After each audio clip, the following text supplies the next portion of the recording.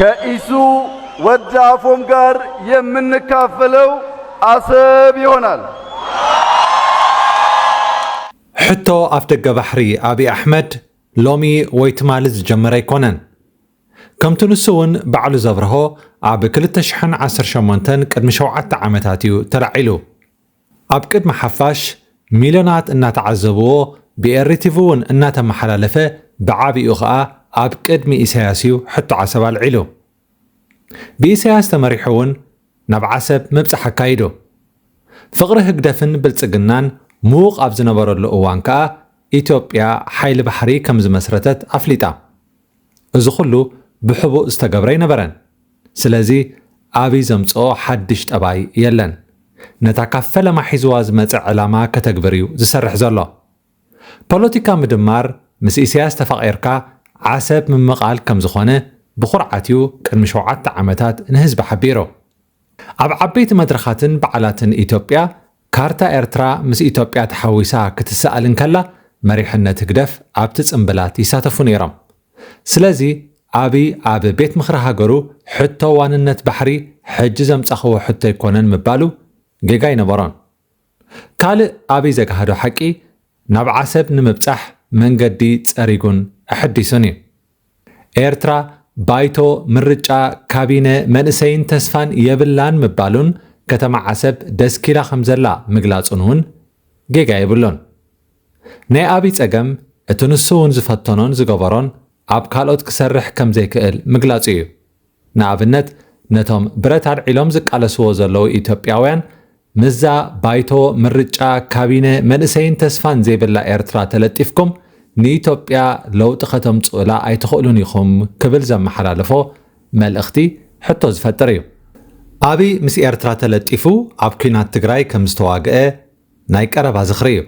ብዘይ ናይ ኤርትራ ሓገዝ ስርዓት ብልጽግናን ኢትዮጵያን ኣብ ከቢድ ሓደጋ ከኣትዉ ይኽእሉ ከም ዝነበሩ ከዓ ባዕሉ ኣብይ ኣሕመድ ኣብ ቅድሚ ባይቶ ሃገሩ ዝተዛረቦ ሰነድ ኣሎ።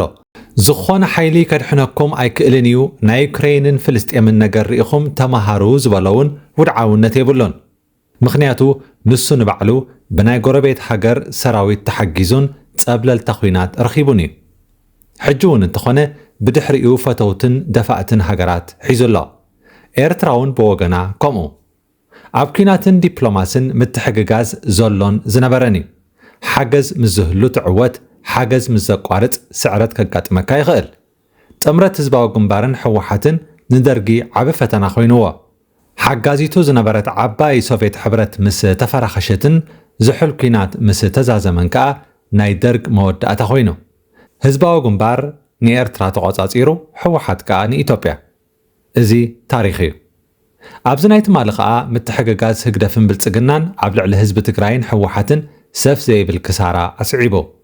ምትሕግጋዝ ዓብ ጥቕሚ ስለ ዘለዎ ህግደፍን ብልጽግናን ምስ ተፈሓፍሑ ኢሳያስ ቀልጢፍ እዩ ንካርታ ፖለቲካ ጽምዶ ምስ ትግራይ መዚዝዋ። ምኽንያቱ ንበይንኻ ጢልጢል እናበልካ ዝብጻሕ ዕላማ ከም ዘየለ እቶም ምኩራት ፖለቲከኛታት ይፈልጥዎ እዮም። ስለዚ ኣብዛ ነጥቢ ኣብይ ቁኑዕ የለን። ናይ ኣብይ ሓቂ ንባሕሪ ዘለዎ ርእይቶ ሓቢእዎ ስለ ዘይፈልጥ እዩ።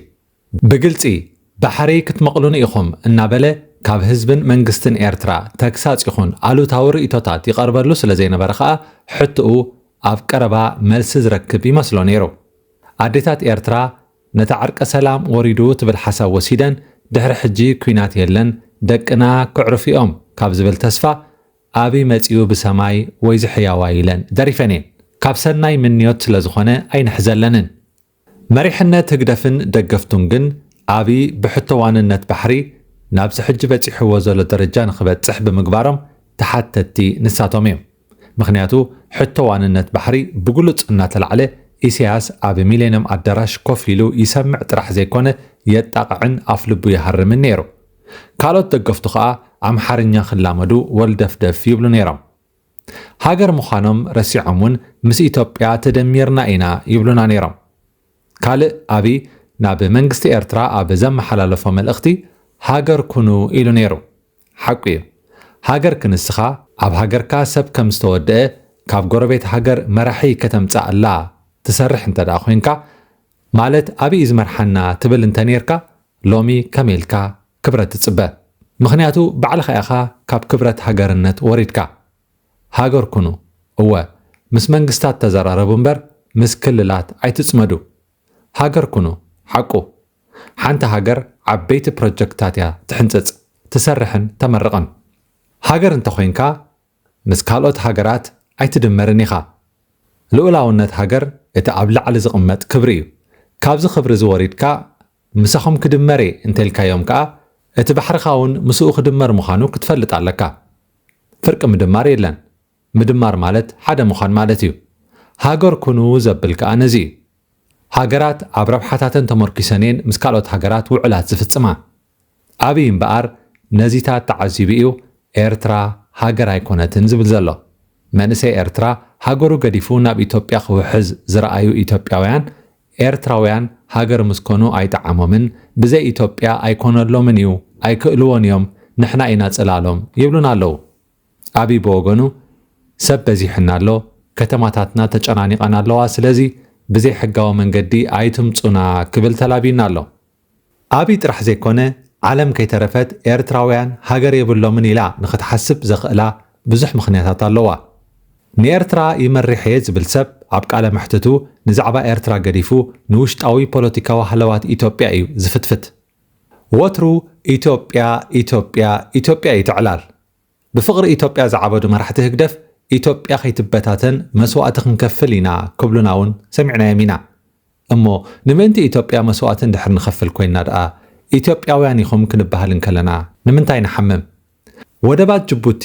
ሽፋ ይግበረለን ዓሰብን ምጽዋዕን ግን ንጅቡቲ ክንሃሲ ኢልና ኣይነ ማዕብለንን ኢና ዝብል መራሒ ዘለዎ ህዝቢ ኤርትራ ኣፉ ክኸፍት ይግብኦ ኤርትራውያን ኣብ ገማግም ባሕሮም ቅድሚ ምሕንባሶም ኣብ ማእከላይ ባሕሪ ዝጠሕሉ ህዝቢኦም ተባሂሉ ዜና ካብ ዝስራሓልና ጸኒሕ እዩ ብሓቂ ካብ ልቡ ዘሕመሞ ግን ውሕድ እዩ እምበኣር ሃገር ንኹን ንኢትዮጵያ መስዋዕቲ ምኽፋል ደው ነብል ምስ ኢትዮጵያ ክንድመር ኢና ስለ ዝበልና ንጠዓስ ምስ ክልላት ሕልኽልኽ ምባል ነቋርጽ ባሕሪ ናትና እዩ ኢልና ከም ንምድር ነቲ ባሕሪ ንጠቐመሉ ገንዘብ ንስርሓሉ ኣብይ ዝመርሓና ካብ ንብል ኤርትራውያን መራሕቲ ንፍጠር ህግደፍ መቸም ንዝተረስዐ ፋይል ከም ብሓድሽ ከም ዝኽፈት ዝገበረ ንህዝቢ ኤርትራ ዘዋረደ ስርዓት ከም ዝኾነ ብግብሪ ተዓዚብኩም ኣለኹም እቶም ኣብ 2018 ብፍቕሪ ኣብይ ኣፍ ልብኹም ተሃርሙ ዝነበርኩም ሎሚ ሓፊርኩም ከም ዘለኹም ንዕዘበኩም ኣለና ኤርትራውያን ሃገር ኩኑ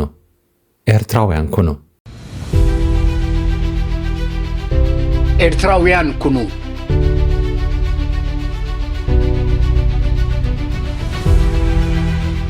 እዝጊ ዝሃበኩም ህግደፍ ከግድፈኩም ኮይኑ ሎሚ ኣብዚ ሕጂ ዘለናያ ግን ኣይከሰርናን ኣይጠፍኣናን ንብረትና ብሙሉኡ መሊስና እሞሃዬ ኤርትራውያን ኩኑ እዝንኹም ከይትሰምዕሉ ዓይንኹም ከይትርእሉ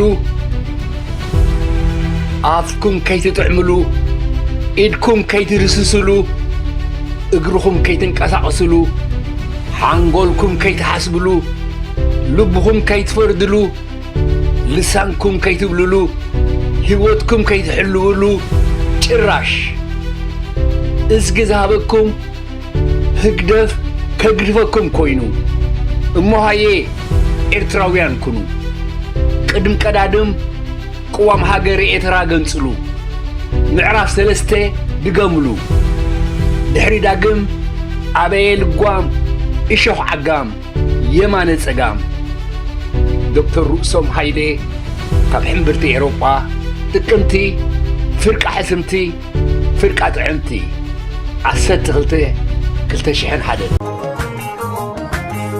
መስትያት ቤትና መስትያት ቤትና ንሐቀኛ ምስሊ ኤርትራ ንምንጽብራቕ ዝተፈላለዩ ጽሑፋት ተንቀሳቓሲ ምስልታትን ቃለ መሕትታትን ሒዛ ብዘካርያስ ክብረኣብ እናተዳለወት እትቐርብ መደብ እያ كفوت لساني من يزعصوني هاي سجدن علي عبطاقوت ملاخي قطاوخ يقنا مسلي فتحي